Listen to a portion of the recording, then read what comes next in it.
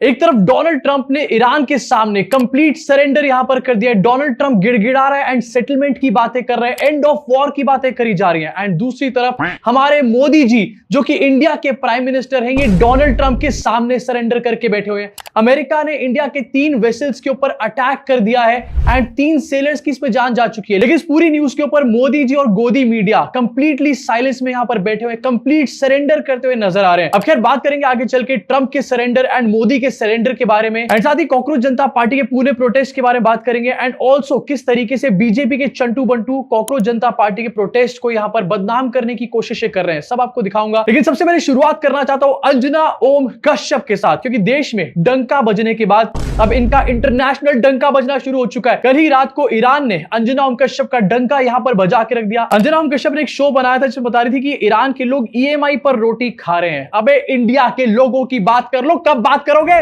Iran international की report कहती है कि ईरान में लोगों को रोटी खाने के लिए भी लोन लेना पड़ रहा है। वहां लोग ईएमआई यानी इंस्टॉलमेंट्स पर अपना गुजारा कर रहे हैं। अंजना दीदी, ईरान के लोगों का तो पता नहीं, लेकिन जिस तरीके से टीआरपीज नीचे जा रही हैं, बहुत जल्द आपको रोटी खाने के लिए लोन लेने की जरूरत पड़ जाएगी। अब एज यूजुअल गोदी मीडिया को आदत है झूठ बोलने की, पता नहीं कौन से सोर्सेज से कहां की न्यूज उठा करके बना देते हैं एंड उसको प्राइम टाइम पे दिखाते हैं। लेकिन यहां पर क्या हुआ, ईरान की एम्बेसी ने अंजना ओम कश्यप को एक्सपोज कर दिया एंड फैक्ट चेक कर दिया। अंजना ओम कश्यप को फेक का ठप्पा लगा दिया मुंह पे। साथ ही इंडिया में जो ईरान की एम्बेसी उसने ट्वीट किया कि इन सब बातों को रिजेक्ट करता है ईरान, एंड कोई भी खाने पीने की शॉर्टेज नहीं है, कोई भी सप्लाई की शॉर्टेज नहीं है यहाँ पे। एंड साथ में ये भी लिखा है कि रिस्पेक्टेड इंडियन मीडिया ऑर्गेनाइजेशंस को ऐसी न्यूज दिखाने से बचना चाहिए। देखो, ईरान की एम्बेसी ने अंजना ओम कश्यप को फैक्ट चेक किया, मैं ईरान की एम्बेसी को फैक्ट चेक करना चाहता हूं। सर, ये रिस्पेक्टेड मीडिया नहीं है, ये है गोदी मीडिया। वैसे आपको याद दिलाना चाहूंगा कि अंजना ओम कश्यप ने डिफेमेशन केस किया था यूट्यूब एजुकेटर्स के ऊपर, एंड ये कहा गया था कि वो लोग मिस इन्फॉर्मेशन यहां पर फैला रहे हैं, इसलिए डिफेमेशन केस किया गया। अब कहीं ऐसा ना हो कि अंजना ओम कश्यप की इस फेक न्यूज के बाद ईरान एम्बेसी वाले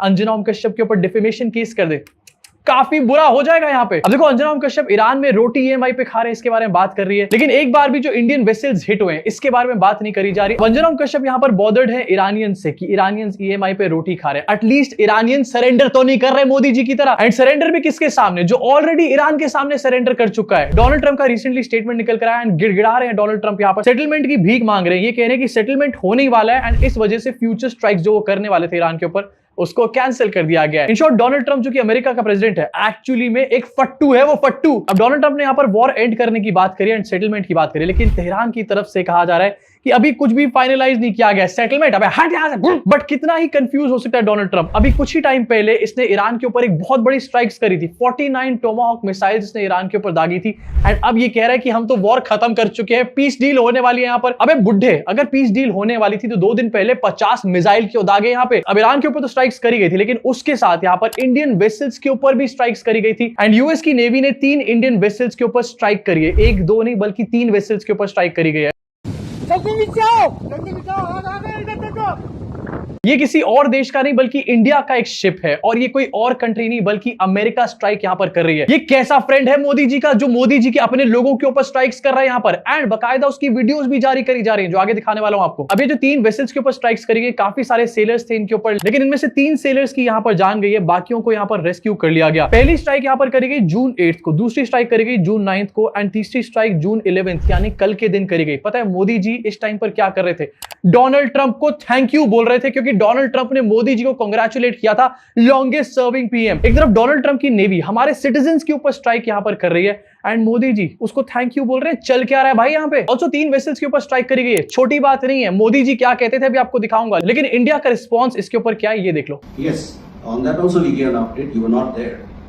I would urge that please look at the press briefing. 20 Indian nationals who were on board, they are safe. We are deeply concerned at these attacks, and hopefully it will come to an end. सवाल पूछा गया कि attacks क्यों हो रहे हैं, तो जवाब दिया गया hopefully they will come to an end. Donald Trump का, अमेरिका का नाम भी लेने में ये लोग कतरा रहे हैं। ये है कंप्लीट सरेंडर मोदी जी का। और आपको दिखाना चाहता हूं ईरान का इसके ऊपर क्या रिएक्शन है। ईरान के एमईए के स्पोक्स पर्सन यहां पर इस अटैक को कंडेम कर रहे हैं। सोचो, एक तरफ गोदी मीडिया ईरान को कह रही है कि ईरानियंस ईएमआई पर रोटी खा रहे हैं, वही ईरानियंस एक्चुअली में हमारे लिए यहां पर स्टैंड ले रहे हैं, और जिनके लिए हम स्टैंड ले रहे हैं, बिजली कड़कती है बोल रहे हैं, वो हमारे ऊपर अटैक कर रहे हैं यहां पर, एंड एक बार भी गलती के लिए माफी नहीं मांगी जा रही। भाई शर्म आनी चाहिए, कैसे 56 इंच और कैसा विश्वगुरु है हमारा। अभी अटैक्स तो यहां पर किए गए, इसकी वीडियोस भी यहां पर जारी करी जा रही है। शर्म आनी चाहिए भाई, सीरियसली। कोई बंदा सरकार में इसको देखकर शर्मा जाए थोड़ा सा, लेकिन नहीं, ये अभी भी यहां पर फॉल्स नैरेटिव सेट करेंगे कि विश्वगुरु बन गए। अब इन अटैक्स में किन 3 लोगों की जान गई है, एंड यहां पर कुछ बहुत इंटरेस्टिंग आपको बताने वाला हूं। पहले है यहां पर चीफ इंजीनियर पटनाला सुरेश, इनका नाम है। दूसरे हैं डेक कैडेट आदित्य शर्मा, और तीसरे हैं इंजन फिटर शिवानंद चौरसिया। दूसरे नंबर पे जो नाम है आदित्य शर्मा,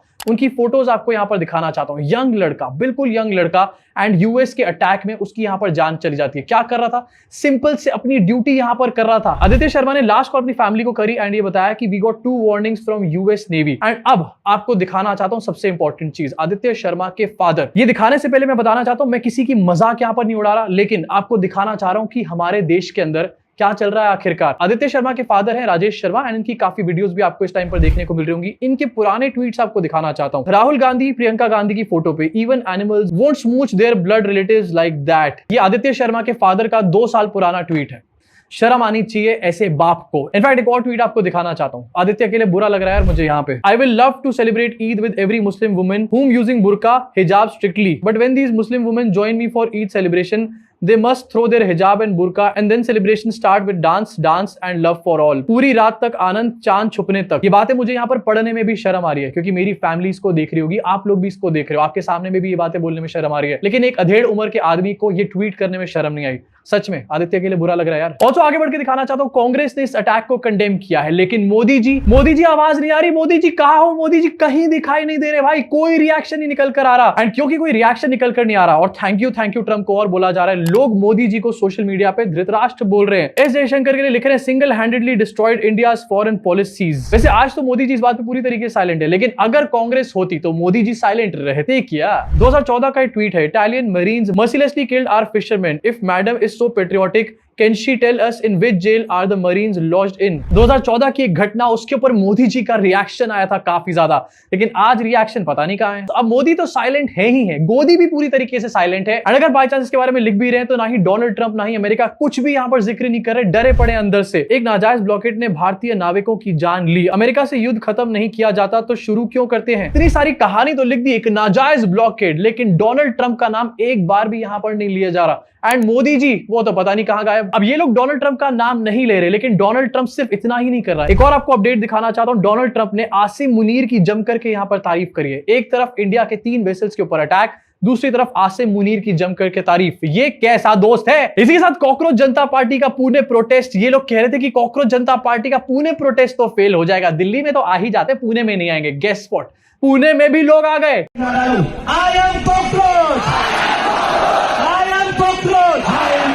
अब प्रोटेस्ट में कितनी भीड़ आई आप लोगों ने यहां पर देख लिया, लेकिन इसके अलावा भी प्रोटेस्ट होने वाले हैं। एंड आज लखनऊ में प्रोटेस्ट है, कल 13 जून अमृतसर में प्रोटेस्ट है, 14 जून को हैदराबाद में, एंड 15 जून को जयपुर में प्रोटेस्ट है, 20 जून को दिल्ली में फिर से प्रोटेस्ट होने वाला है। कहीं ये कॉकरोचेस मोदी जी की कुर्सी ना छीन लें। अब कॉकरोच जनता पार्टी के प्रोटेस्ट में लोग आ रहे हैं, एंड इसी वजह से बीजेपी के लोग काफी ज्यादा चिड़े हुए हैं। लेकिन चिड़ में कर क्या रहे हैं, इनको बदनाम करने की कोशिश। एंड वो कैसे? अपने लोग यहां पर भेजे जा रहे हैं एंड फालतू के स्टेटमेंट्स दिलवाए जा रहे हैं, जिससे कि उसके ऊपर सेंसेशन क्रिएट करो एंड बदनाम करो कॉकरोच जनता पार्टी को। लेकिन यहां पर उल्टा पड़ गया पैतरा। अभिजीत अय्यर मित्रा ने इस बंदे को कॉकरोच जनता पार्टी की दिल्ली प्रोटेस्ट में भेजा, एंड ये बुलवा दिया इससे कि देश के टुकड़े जो बंदा करना चाहता है उसके साथ हम लोग खड़े हैं। एंड साथ में एक और इसके प्लांटेड बंदा खड़ा किया गया, जो कि दिखाएगा कि वो उसके अगेंस्ट बोल रहा है। एंड उसके बाद इस वीडियो को जगह जगह वायरल किया गया। लेकिन वायरल होने के बाद अभिजीत अय्यर मित्रा की तरफ से जो बंदा गया था, इसकी हालत खराब हो गई, क्योंकि बीजेपी आईटी सेल ने ही इसको धोना शुरू कर दिया। आप बताओ, आप क्या करते हो? मैं वकील हूँ सर। एडवोकेट हो आप? अभी कहाँ पे कोई प्रैक्टिस कर रहे हैं? दिल्ली हाई कोर्ट में। Delhi high court. अगर आपके यहाँ अगर कोई आता है और आपके देश के खिलाफ कहता है कि हम देश को 7 टुकड़ों में कर देंगे, आपको ये बर्दाश्त होगा? बिल्कुल होगा। देश को 7 टुकड़ों में बर्दाश्त कर लेगा? बिल्कुल कर लेंगे भाई, ऐसा वकील ना तो डूब के मर जाना चाहिए।